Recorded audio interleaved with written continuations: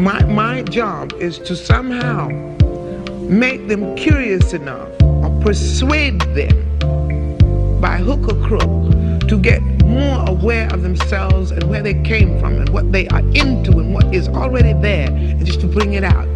This is what compels me to compel them, and I will do it by whatever means necessary. Welcome to the Black Girls Heal podcast, where we talk about healing our intimacy disorders, unresolved trauma, and building a healthy relationship with first ourselves and then others. Every episode, we will talk about advice you can apply today to break unhealthy patterns and grow in your self-worth. I'm Sheena Lachey, love addiction coach and trauma specialist. Let's begin. Hello, and welcome to the latest episode of Black Girls Heal. So, in today's episode, we are going to talk about the difference between enabling behavior, which is being disempowering to the people that we love, and being actually empowering to them and allowing them to make their own decisions. This is very hard for us to figure out what is the actual boundary with it, what is appropriate, because with the people that we love, friendship, romantic partners, family members especially, we want to help them. In fact, that's actually the main definition of to enable, to have enabling behavior. When you look it up, it's actually to assist, to support. It doesn't really get into the negative connotation that we think of when we think of those who enable, who are enablers to poor decision making and to bad behavior. However, when we talk about those of us who are enablers, the reason why that is actually not helpful to people, which basically is you're helping someone too much, you're assisting them too much, you're doing way too much and being in their corner, is because it stops them from actually being able to grow and to make their own decisions and to mature. So this conversation came up. I was talking with someone that I work with about this, and they were telling me how they have this family member who is constantly acting up. And this family member is actually an older family member. It's not even someone who's younger. And so this person is always getting into hiccups, always having fights with people, losing their jobs, starting things, not being financially sound, using drugs on and off. There are some signs that they may have some mental health issues that are going untreated and unmedicated. And even if and not that medication is always the answer, but that person is also not willing to talk to counselors or to other people about it. And I can't remember if I said this already, but this person also doesn't have friends. So that last part is especially important, is because the person that I'm working with, this family member, is constantly putting all of these issues onto her. So asking for advice, emotionally dumping, always having these emotional meltdowns. And my student, and I'll just say, just for the ease of telling the story, my student, this person is a parent. And so my student feels so much responsibility watching this happen. You know, people will say all the time that we need to have boundaries with people and to tell them no and to choose ourselves. But it is scary and terrifying to watch the people who you love, the people that you're so connected to, especially a parent and a child, probably more than any of them. But to watch someone who is literally a part of you being so destructive, how hard it is to watch them go through that and not want to come in and rescue and to support them.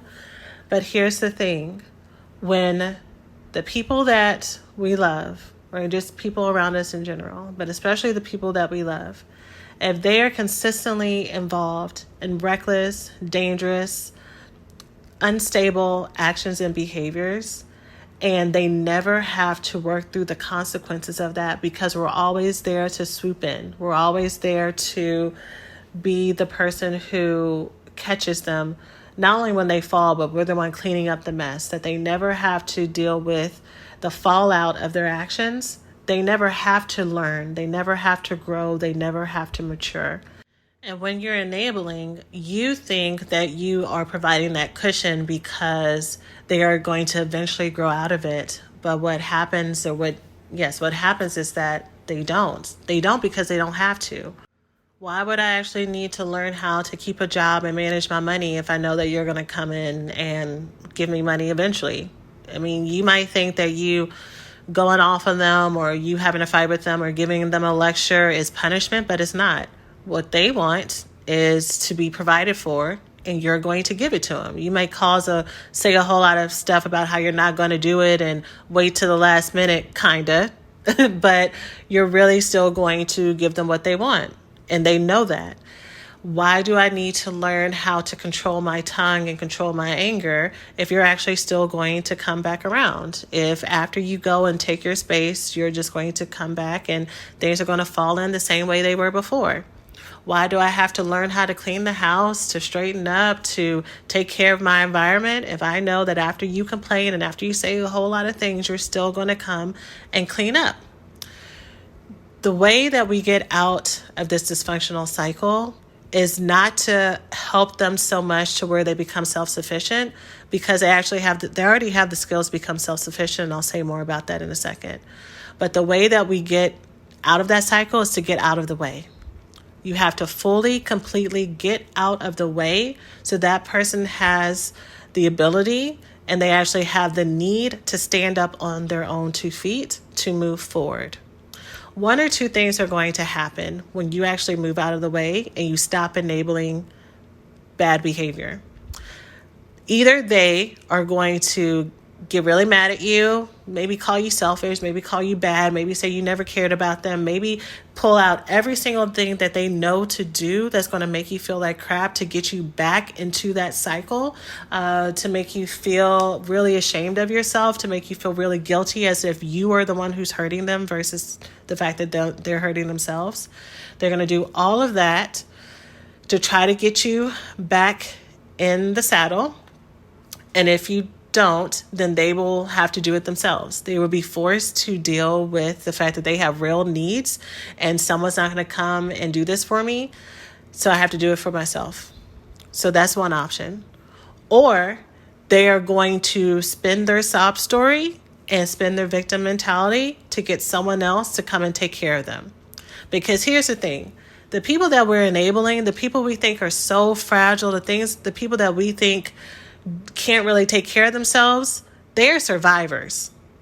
They are survivors. They are hustlers. Maybe some of y'all are those people listening to me right now, either because you are currently that person right now or you've been that person in the past and someone had to toe the line with you and tell you no and you had to grow up. You know, whether or not you had to grow up at 14, 16, or 46, it happens, right? Where people stop babying us.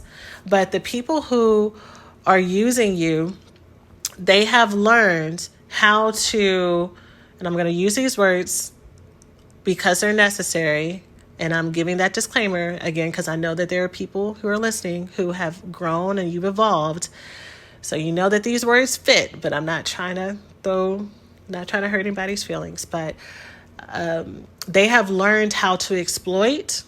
They have learned how to manipulate. They have learned how to read you with their baby voices or with their feigned incompetence, or them just maybe even feigning that they're so confused and they can't figure it out. They got you figured out.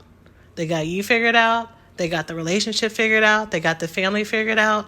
And they know exactly when to push and provoke and trigger and make you upset. And they know when to pull back and pretend that they can't do anything, or that life is so hard, or, you know, I've gone through so much and, you know, people don't understand and I just really need time or just really need patience. They know how to flip between the two. And they know how to play you like a drum, play you like a guitar, and they know how to play other people too. So all that to say, if they are not at a place where they want to, or if they're ready to start to take care of themselves, they are going to find somebody else to take care of them. I have several people around me, especially men in my life that I've kind of watched over the years, who will always, always, always have a woman to take care of them. And to every single woman they meet after, as they go through life, they will tell anyone who will listen how the people before weren't the ones who measured up, which will provoke in someone who's not listening and someone who's not attuned to this type of manipulation. It will trigger in this next person, again, almost always a woman, the need to rescue, the need to be like, I can't believe they said that to you. I can't believe they did that to you. I would never do that. Even if the woman never says it out loud, in their head, they make that vow of how they will not hurt this man the same way that the women before have hurt them and misunderstood them.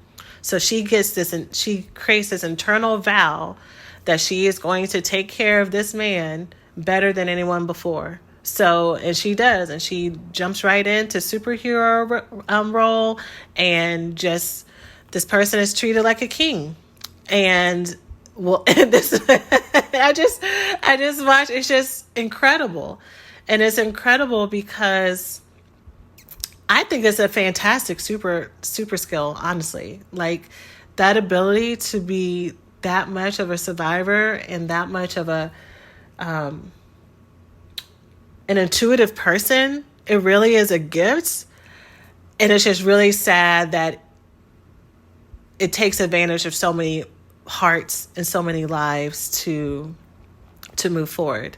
But I'm saying this to y'all listening, one, to put you on game, and for you to be aware of any relationships where you have been giving and giving and giving and supporting and supporting and supporting and mothering and mothering and mothering, whether or not, again, it's a romantic relationship, a family member, or someone else, where you've been taking on so much responsibility to fix them and to heal their broken heart. I need you to know that the only person who can heal somebody's broken heart is themselves. And if you have decided to step into this space where you're going to be the solution to their problems, you have set yourself up for disappointment. And it's either one or two things. Either they have prompted and asked you to do that, either through like the subtle hinting that I just mentioned before, or because you have a part of your trauma pattern, a need to be needed. You kind of walked into this and you have made yourself that savior. You've made yourself that rescuer. And what you have to learn how to do and learn how to be and learn how to connect with is you need to learn how to be a peer and a partner to people, and not a mother, not a fixture, not a caseworker, not a therapist. You need to only be in relationships that are lateral and not, what's the other word? What's the word when there's one person above the other? I can't think of the word, and I'm not going to look it up. Is that superlateral? That's not the word, is it? Y'all, I don't know. Someone yell it to the podcast, and maybe I'll hear it on this side of the screen, on this side of the recording for later.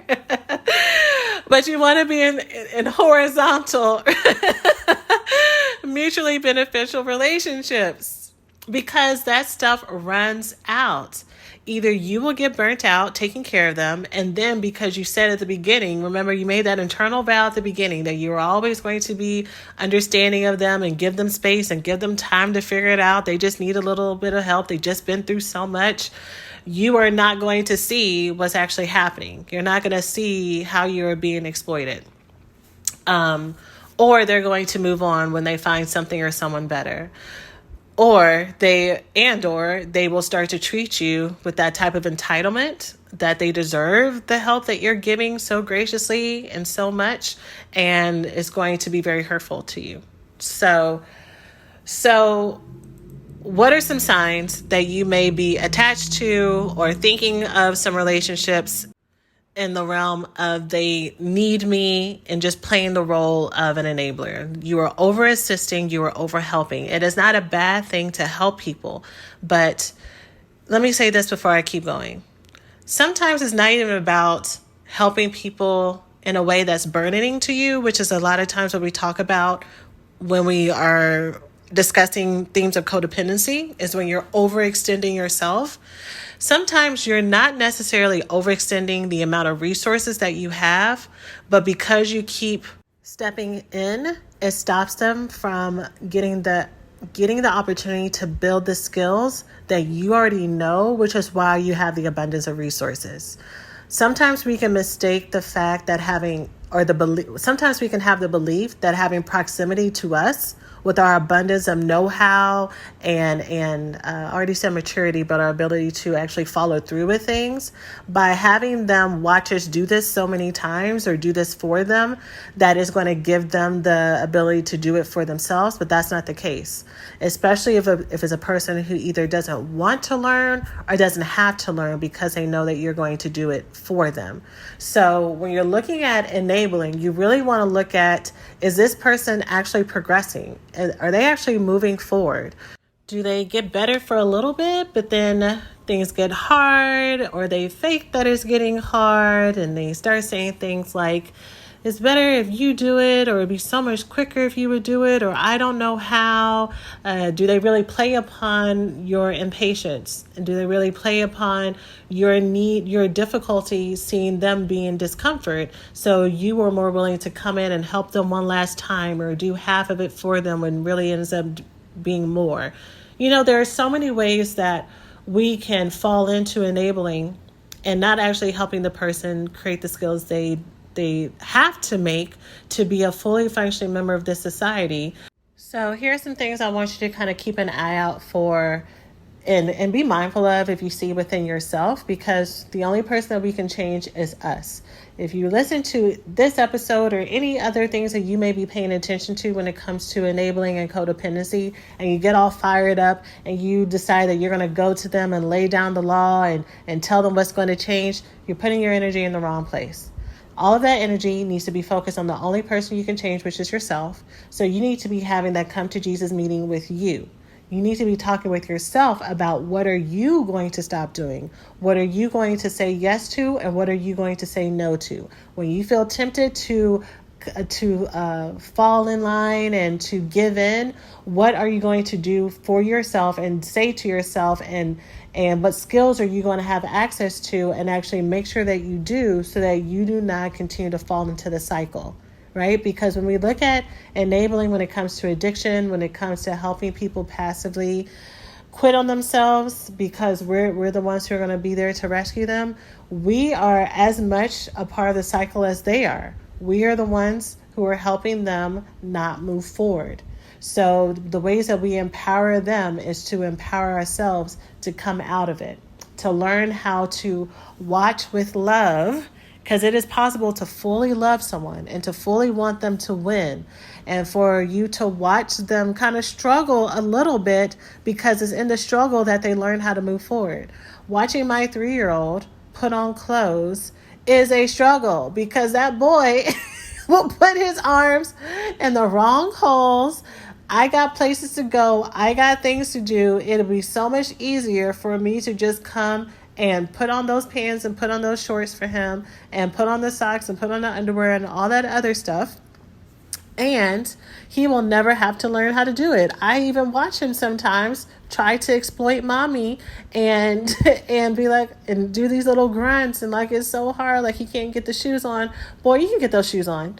And so we will wait until he learns how to do it himself. But it's absolutely uncomfortable to watch. It's absolutely annoying sometimes to have to sit there and watch someone that you care about struggle to put the skills together. And I'm using a very soft example on purpose, right? I know that there are very serious things, but even going back to the example that opened the episode, if you see someone, if you have someone next to you who is struggling with addiction or struggling with mental health issues or struggling with being financially very, very irresponsible, as difficult and as scary and as sad as it may make you, helping is one thing. You coming in and rescuing them so that they never have to find out, oh, okay, if I actually don't have a job and I actually don't learn how to have social skills, if I don't actually learn how to connect with people, this is the kind of life that's waiting for me. Do I actually want to have that life? No. Okay, well, these are the skills I need to make.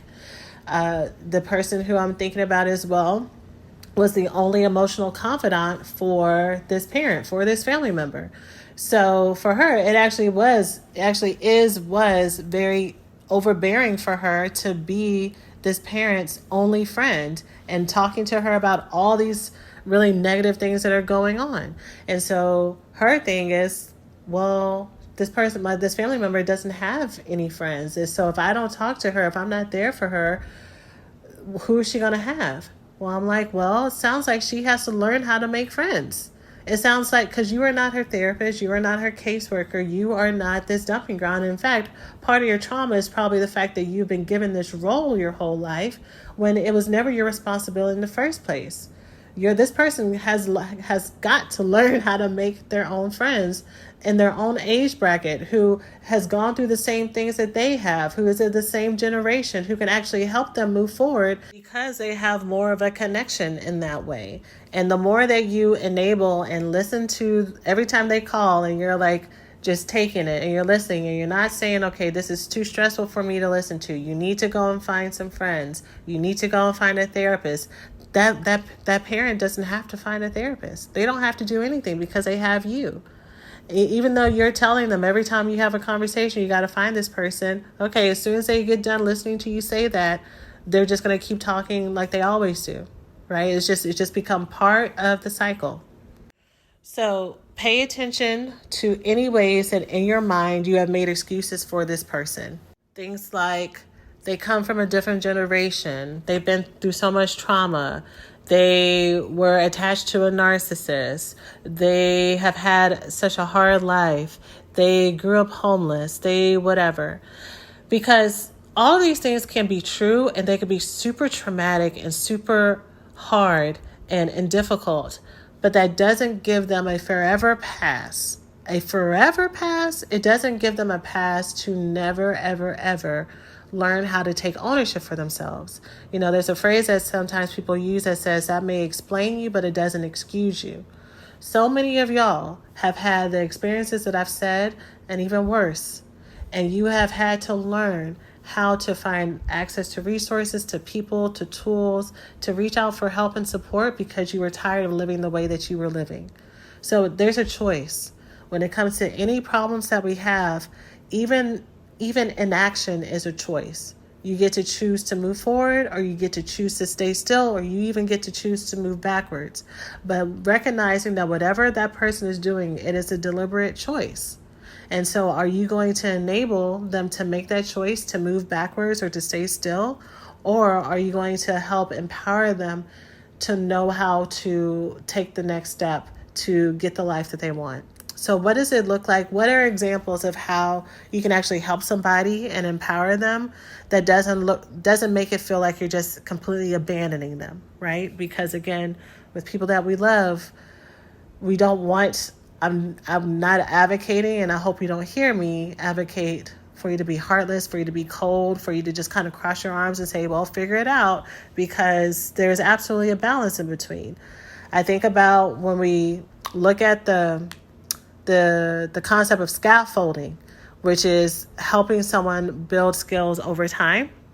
They talk a lot about you. At first, it starts with you doing it for them, right? So when it comes to teaching someone to tie their shoes, you do it for them at first. You show them while they're sitting there, while they're watching you do it. It's not that you go and you tie the shoes and then you come back and put it in front of them, but it's an active lesson. I'm going to do this for you, and I want you to watch me while I'm doing it. So you do it for them, and then you graduate to doing it with them. So, all right, I showed you how to tie your shoes a couple of times. Now is your time to do it. So let me watch you. I'm going to sit right here with you, but I'm not going to do it for you. I'm going to instruct you through every single step. So you do it with them, and then you let them do it on their own. So I think about when I used to work in residential care. For those of you who don't know, I used to work in a rehab center for about 4 years. So people of all different disorders and addictions, from borderline to cocaine and narcotic addiction to, of course, sex and love addiction to bipolar disorder, depression, anxiety, all of those things, right? And so after you're in residential care for a while, and when you're about to discharge, the way that our program worked is that we helped you build your recovery and safety plan. And I'm pretty sure that's standard across the board if you've ever been in residential care. But when I was someone's therapist, I would really try to help them build skills so that they could actually leave and have some success before they continue with whoever they were going to continue with after they were within our care and treatment. And I think about how some of the things that I used to work on, or one of the things I used to work on with people, is working through their ability to ask for help and call for access to support and services. So it's a pretty common joke because it resonates with so many of us, that circles around with having anxiety with calling and ordering a pizza, or calling and making a doctor's appointment and getting so anxious and so nervous about what is that person going to say? Am I going to say this right? What if I get the wrong person? What if the script I have in front of me doesn't work, and kind of wanting to rush through it or not call them at all. So doing that kind of stuff with the people who were about to discharge. So at first, they would be in the office with me, and they would sit there and they would watch me, and I would talk them through, okay, this is how I'm going to call for support. This is what I'm going to say, and this is who I'm going to ask for, and having them sit in the room with me while I called and did all that, and talk them through it afterwards, debrief what they saw me do, answered any questions they had, asked what questions they would have if they had to do it themselves, talked about how they felt doing it. So we did that for a few times. Then we practiced them calling and doing it on their own. And I'm sitting there with them and talking them through their anxiety before they even made the call. And then being there for support if, as they are talking, what do they say? Helping them fill in the gaps. At no point do I take the phone for them and say, let me do it, because they are doing it, because it is something for them to learn. But if afterwards they're feeling a whole lot of, I should have said that, and how did that sound and all that, I'm talking them through it at the end. And then they do it fully themselves, right? And so for you, if you find that you are enabling a family member or friend or a child, an adult child that you have, it would look the exact same way. So it's time for them to go and get their own apartment. And they want you to go and talk to the leasing agent. They want you to look for them, and they want you to ask all the questions. No, ma'am, no, sir, you're grown. So let's practice being grown. And if you've never taught someone how to do these skills because you have been enabling them, this is the time for you to start to actively teach them. It is never too late. It is never too late to create these new patterns. It's never too late to change the dynamics of your marriage or your relationship as well. I was talking to someone else the other day about she's making a decision to leave her relationship with her partner. And she was telling me how she kind of resonated with the episode a ways back that talked about seeing financial, I can't remember how I titled the episode, but seeing financial abandonment as a red flag in a relationship, and just watching how this was kind of a bigger cycle in her partnership with her husband, of how he had neglected a whole lot of things and just allowed her to do everything. And then he took advantage of, he didn't have to do it because she may nag, but she would take care of it. She would take care of the kids. She would take care of the house. She would take care of the money. And he was just pretty much coasting. And so I say that as a precedent, in this example, this person decided that it was time to leave the relationship because she had conversations with her partner and pulled back and tried to set boundaries, and it turned out that this person was not going to change, that it wasn't just because he didn't know how to, is that he didn't want to. And so it was time for her to make that move. And if she were to stay and just continue to take it wasn't going to get better. If anything, it would probably get worse, not to mention the toll on her emotionally. But I'm saying that for y'all here, that if you have been in a dynamic in your marital or long-term committed partnership where you've been picking up the slack and you've been enabling your partner not showing up in the way that he, she, or they needs to, that you need to be in charge of your part by pulling back. So when you say you're not going to do it, you need to actually not do it. You need to actually learn how to take care of what is under your control and allow them to deal with the consequences of what happens on the other side of that. Now, obviously, that is very complicated when you're sharing a household, when you're sharing bills, when you're sharing children. So please talk through this with whatever mental health professional or person that you have supporting you, but their advice is probably going to be the same as far as setting boundaries, of respecting your no, that it is not healthy in any dynamic for you to be doing everything emotionally, mentally, physically, financially, sexually, spiritually. It's just too much for any person to take care of yourself and to take care of another whole grown person. It is just a recipe for relationship disaster, legitimately. You're not making it up. You're not being too picky. You're not doing whatever. It is very overwhelming and is very unfair. So again, this isn't up for you to necessarily go and, have another ultimatum fight with this person.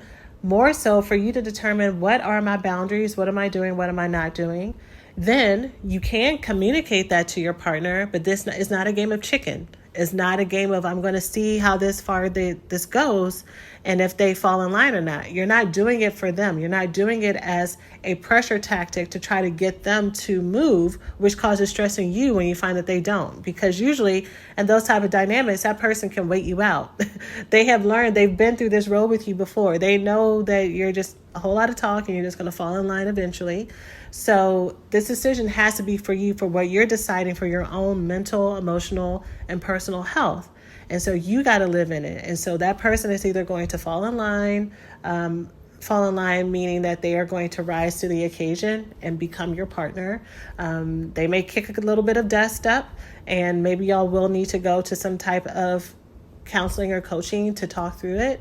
Or they are going to really, really push, and you're going to see the reasons why things haven't been changing. Isn't because they needed more time or access or support, but they really had no intention of showing up. And so better you see that now than not. So be mindful of making excuses for other people's past. Be mindful of you not respecting your own boundaries, not knowing what your boundaries are. You may need to, again, have that come to Jesus meeting with yourself and figure out what your boundaries are. If this is your first time thinking about boundaries, you may not know where to start. The book Set Boundaries, Find Peace by Dr. Nidra Taweb. I hope I'm saying her last name correctly.